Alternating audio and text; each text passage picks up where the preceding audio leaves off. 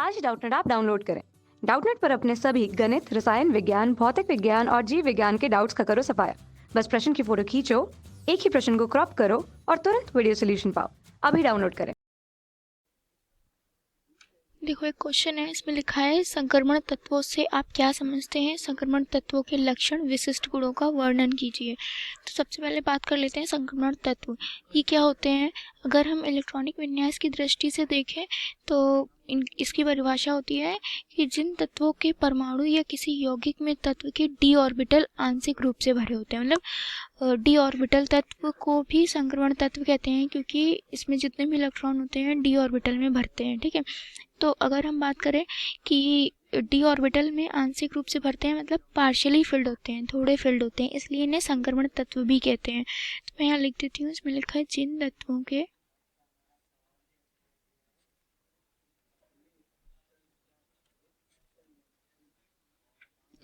के परमाणु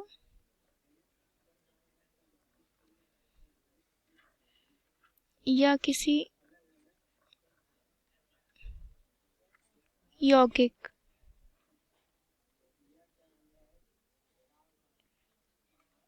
में तत्व के डी ऑर्बिटल, डी है, ठीक है, डी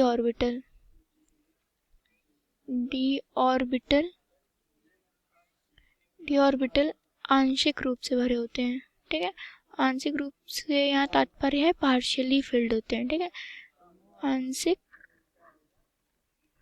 रूप से भरे होते हैं।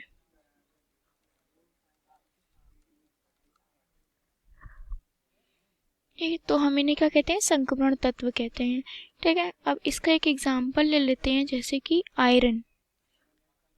आयरन का परमाणु क्रमांक 26 होता है। तो चलिए इसका इलेक्ट्रॉनिक विन्यास देखते हैं। इसका इलेक्ट्रॉनिक विन्यास है 1s2 2s2 2p6 3s2 3p6 और 3d6 और फिर है 4s2।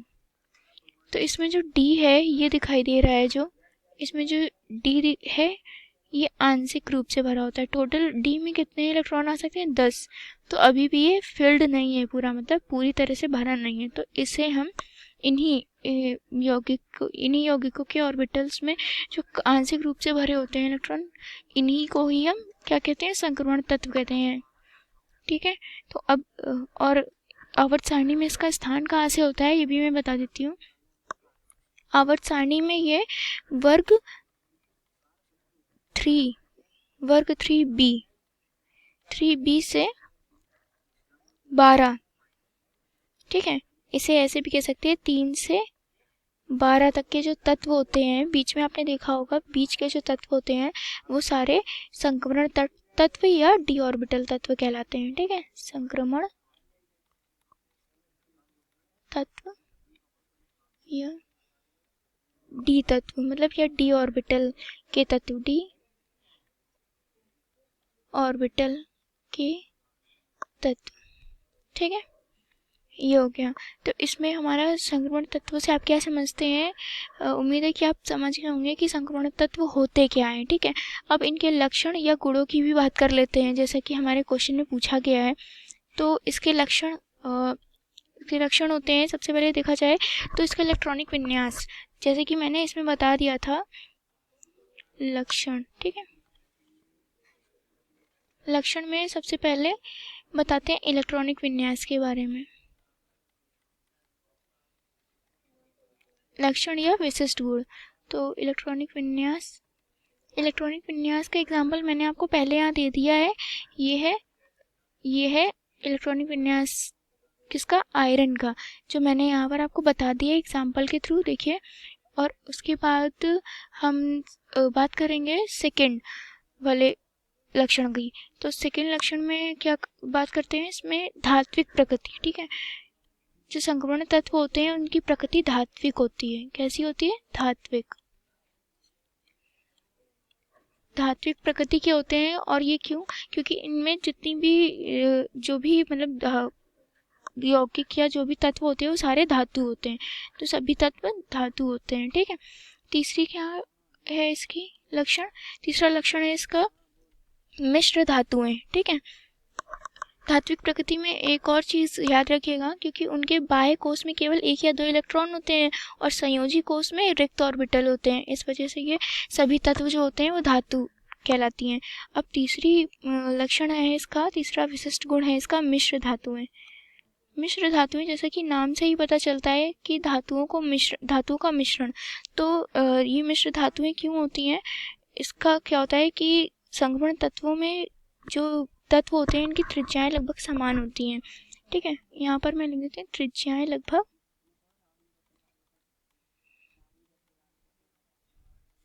समान होती हैं। ठीक है, त्रिज्याएं लगभग समान होती हैं, तो क्या होता है कि एक दूसरे के साथ मिलकर मिश्र धातुएं बना लेती हैं। ठीक है, तो इनको ही कहते हैं मिश्र धातुएं। फिर उसके बाद आता है चौथा विशिष्ट गुण या लक्षण भी कह सकते हैं, यौगिकों की प्रकृति। जब ये धातुएं मिलकर यौगिक बनाती हैं तो इनकी प्रकृति कैसी होती है? तो देखो, यौगिकों की प्रकृति, ये इसका चौथा और आखिरी विशिष्ट गुण है की प्रकृति। यौगिकों की प्रकृति पर बात कर लेते हैं, तो इसमें इस ब्लॉक के जो तत्व होते हैं वो सहसंयोजक, विद्युत संयोजक, उपसहसंयोजक तीनों प्रकार के यौगिक बनाते हैं। ठीक है, तो ये याद रखिएगा, कभी कभी बहुविकल्पी में पूछा जाता है कि कौन से ब्लॉक के तत्व तीनों प्रकृति को मतलब ग्रहण करते हैं। तो मतलब इसमें आ गया सहसंयोजक भी, सहसंयोजक, विद्युत संयोजक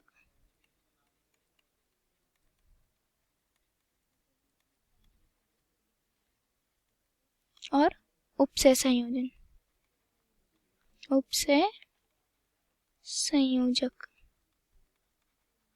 ठीक, यौगिकों की प्रकृति होती है, 3 प्रकार से यौगिक बनाते हैं। ठीक है, कक्षा 6वीं से 12वीं से लेकर नीट, IIT, JEE वो एडवांस के लेवल तक 1 करोड़ से ज्यादा छात्रों का भरोसा। आज ही डाउनलोड करें डाउटनेट ऐप या व्हाट्सएप करें अपने सारे डाउट्स 8400 400 400 पर।